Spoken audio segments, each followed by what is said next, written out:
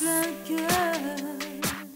Ariane, bonjour, comment ça va? Ça va bien, toi? T'es toujours rayonnante, t'es toujours pleine de belle énergie. Je trouve ça extraordinaire de te voir.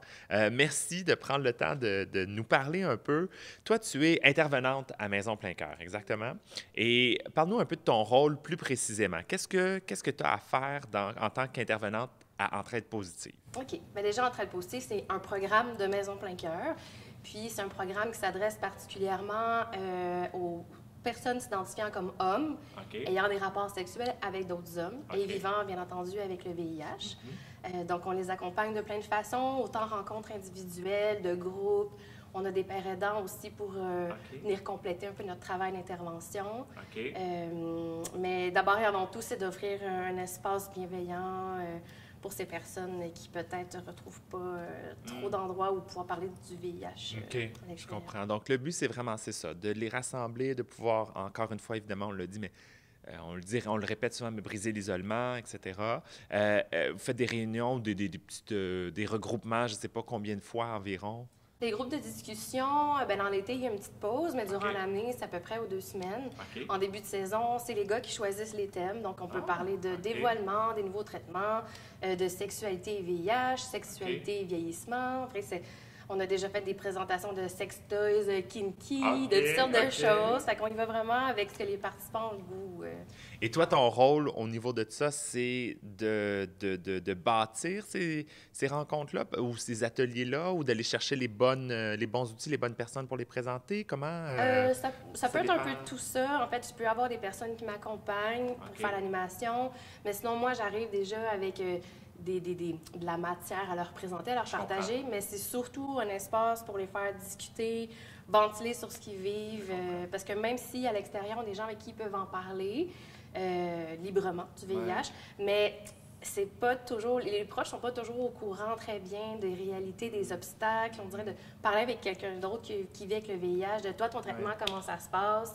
Bien, il y a un langage peut-être plus commun. Oui, Ça c'est fait du parfaitement normal.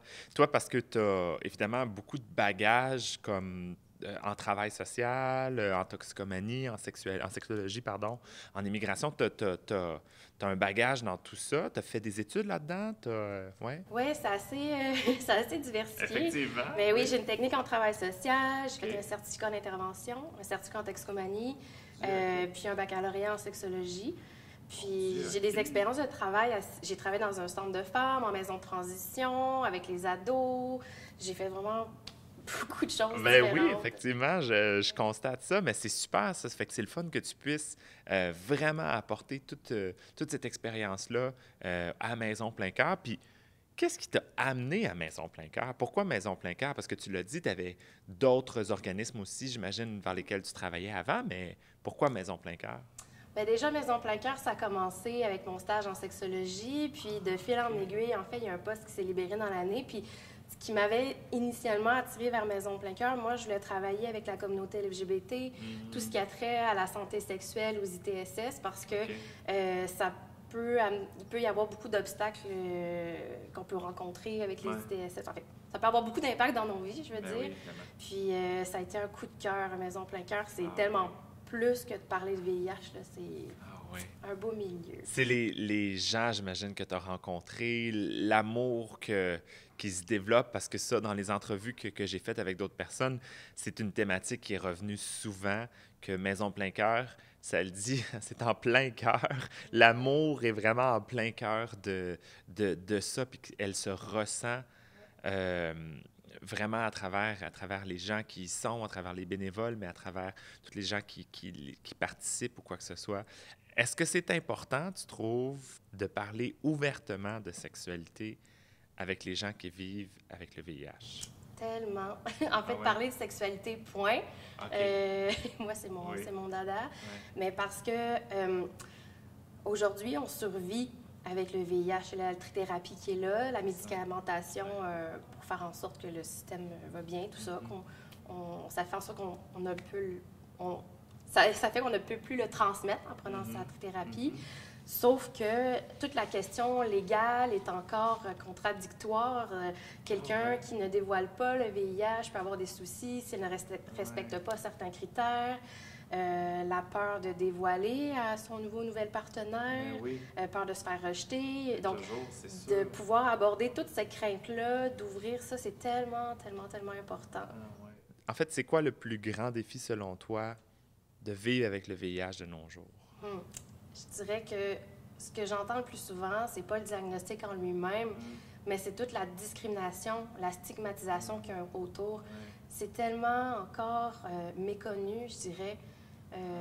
Je me souviens, quand j'ai commencé mon stage, j'ai entendu des fois, puis c'était pas de mauvaises intentions, mais là, t'as pas peur pour toi, t'as pas peur pour ta santé, mais Ben voyons donc! le VIH... Il y a des gens qui pensaient ça. Mais je me dis, avant de commencer mon bac en sexo, je savais pas c'était quoi la différence entre le VIH et le sida.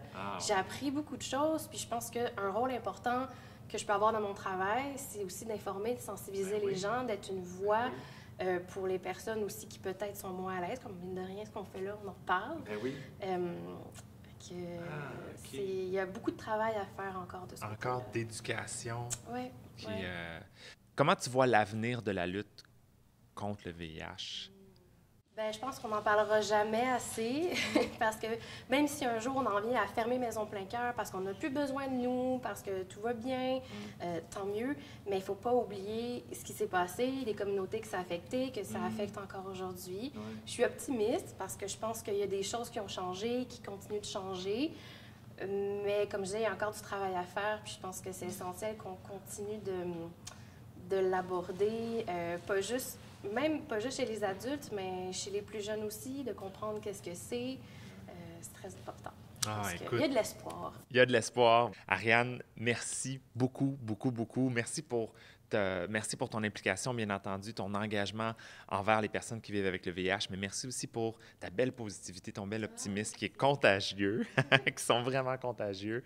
Puis écoute, on se souhaite encore plein de belles années à Maison Plein Cœur et vive les 30 ans de Maison Plein Cœur. Merci, Ariane. Merci à toi. En plein cœur. En plein cœur.